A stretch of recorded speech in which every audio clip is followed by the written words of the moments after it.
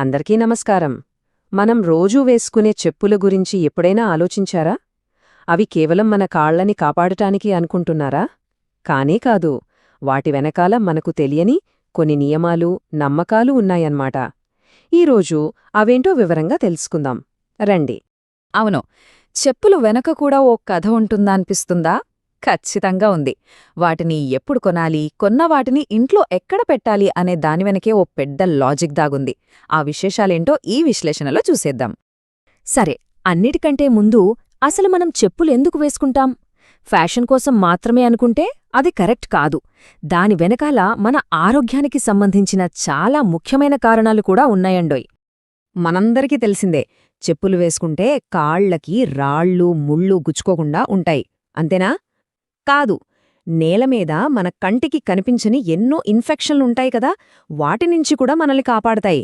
ఇంకా చెప్పాలంటే మంచి కరెక్ట్ సైజ్ చెప్పులు వేసుకుంటే మన నడుము నొప్పి, మోకాళ్ల నొప్పులు కూడా తగ్గుతాయట. ఇవన్నీ మనకు తెలిసిన ప్రాక్టికల్ విషయాలు. ఓకే, చెప్పులు ఎందుకు వేసుకోవాలో అర్థమైంది. మరి వాటిని కొనడానికి కూడా ఒక టైం ఉంటుందని ఎప్పుడైనా విన్నారా? అవును, వాటిని ఎప్పుడు పడితే అప్పుడు కొనకూడదట. మరి ఎప్పుడు కొనాలి? దీని వెనుక మన పెద్దలు చెప్పిన ఒక చిన్న లాజిక్ ఉంది. అదేంటో చూద్దాం. ఇది వింటే ఆశ్చర్యపోతారు. చెప్పులు కొనడానికి బెస్ట్ టైం ఏదో తెలుసా? సాయంత్రం. ఎందుకంటే పొద్దున్నుంచి మనం అటూ ఇటూ తిరుగుతాం కదా, దానివల్ల సాయంత్రానికి మన పాదాలు కాస్త వాస్తాయి. ఆ టైంలో కొన్న చెప్పులు రోజంతా సౌకర్యంగా ఉంటాయి. అదే పొద్దునే కొన్నారనుకోండి, సాయంత్రానికి అవి టైట్ అయిపోయి ఇబ్బంది పెడతాయి. సింపుల్ లాజిక్ కలా? కేవలం రోజులో ఏ టైం అనేదే కాదు, వారంలో ఏ రోజు కొంటున్నామనేది కూడా ముఖ్యమేనని మన పెద్దలు చెబుతారు. అంటే చెప్పులు కొనడానికి కూడా మంచి రోజులు, కొనకూడని రోజులు ఉంటాయన్నమాట. అవేంటో ఇప్పుడు చూద్దాం. సాధారణంగా బుధవారం, శుక్రవారం కొత్త వస్తువులు కొనడానికి చాలా మంచి రోజులని ఓ నమ్మకముంది. ముఖ్యంగా మన సుఖానికి, సౌకర్యానికి సంబంధించిన వస్తువులు. అందుకే ఈ 2 రోజుల్లో చెప్పులు కొంటే మంచిదంటారు. మరి ఏ రోజుల్లో కొనకూడదు? శనివారం, మంగళవారం. ఈ 2 రోజులు అవాయిడ్ చేయాలంటారు. ముఖ్యంగా శనివారం రోజున అస్సలు చెప్పులు కొనకూడదని చాలా బలంగా నమ్ముతారు. ఎందుకని? దీనికి కారణం శనిగ్రహం.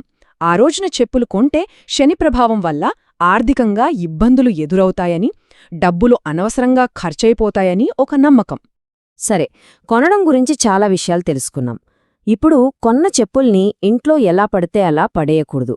వాటిని ఎక్కడ పెట్టాలి, ఎలా పెట్టాలి అనేదానికి కూడా కొన్ని పద్ధతులున్నాయి. ఇక్కడే మనకు వాస్తుశాస్త్రం దేవరులోకి వస్తుంది. వాస్తు ప్రకారం ముఖ్యంగా ఒక 3 నియమాలున్నాయి. నంబర్ 1, చెప్పులని ఎప్పుడూ ఇంటి గుమ్మం దగ్గర అడ్డదిడ్డంగా పడేయకూడదు. అలా ఉంటే లక్ష్మీదేవి ఇంట్లోకి రావడానికి అడ్డుపడతాయట. నంబర్ 2, చెప్పులు బోర్ల పడి ఉండకూడదు. అంటే తలక్రిందులుగా అన్నమాట. అలా ఉంటే ఇంట్లో డబ్బు నిలవదంటారు. ఇక 3వది, లక్ష్మీ స్వరూపంగా మనం భావించే చీపురుంటుంది కదా, దానికి చెప్పులు తగలనివ్వకూడదు. ఇవన్నీ వింటుంటే ఒక డౌట్ రావచ్చు. ఇవన్నీ జస్ట్ నమ్మకాలేనా, మూఢనమ్మకాలా, లేకపోతే వీటి వెనకాల కూడా ఏదైనా సైంటిఫిక్ కారణం ఉందా? ఆచరణకి, నమ్మకానికి మధ్య ఉన్న ఈ కనెక్షన్ ఏంటో ఇప్పుడు చూద్దాం. చూడండి, ఇక్కడ 2 కోణాలున్నాయి. ఒకవైపు డబ్బు పోతుంది, పాజిటివ్ ఎనర్జీ రాదు లాంటి నమ్మకాలు. మరోవైపు వీటిని పాటించటం వల్ల వచ్చే ప్రాక్టికల్ బెనిఫిట్స్. ఉదాహరణకు, ఇంటి గుమ్మం ముందు చెప్పులు నీటిగా సర్దుకొంటే ఏమవుతుంది? ఇల్లు శుభ్రంగా కనిపిస్తుంది, ఒక డిసిప్లిన్ నిలబడుతుంది, చూడ్డానికి కూడా ఇల్లు చాలా ఆహ్వానించదగ్గట్టుగా ఉంటుంది కదా. సో అసలు పాయింట్ ఇదే అన్నమాట.